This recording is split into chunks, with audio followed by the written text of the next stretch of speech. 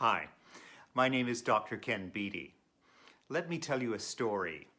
One day in a kindergarten, Miss Kim is talking to her students about numbers. 1 plus 1 equals 2, 2 plus 2 equals 4. She's using little tools to help them to understand. And finally, at the end of the little lesson, she stops and she said, "Well, class, any questions?" And Thomas, one student, Thomas, puts up his hand. He's so eager to ask his question. And she said, "Yes, Thomas, what is your question?" And Thomas said, "Oh, Miss Kim, do you have a cat?" What?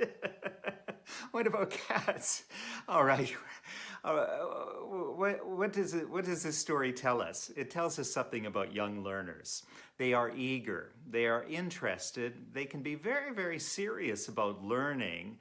But the brain of a tiny human, of a student in kindergarten, does not work the same way as it does for an adult student.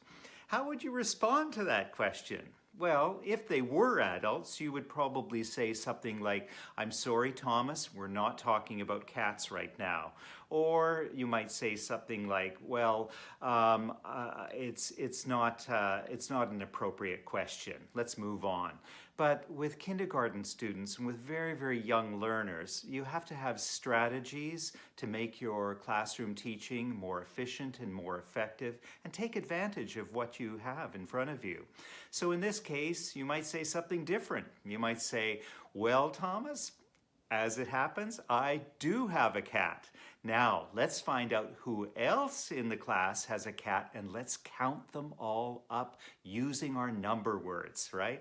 So then you're turning it back into a math lesson. Or if you wanted a language lesson, you would say, "No, Thomas, I do not have a cat, but I do have another pet, and that pet goes bark, bark. What is the name of that pet," right?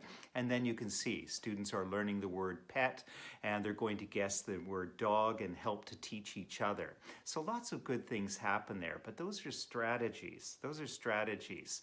I'm going to be talking about strategies and how to work with young learners in a webinar for eFuture. The name of the webinar is Teaching, Listening, and Speaking to Young Learners ages 3 to 6. And I'm going to be using examples from the kindergarten series, Little Hands.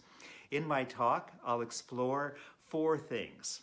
First of all, I'm going to talk about how do young brains learn, because they do not learn the same way as teenage brains or adult brains.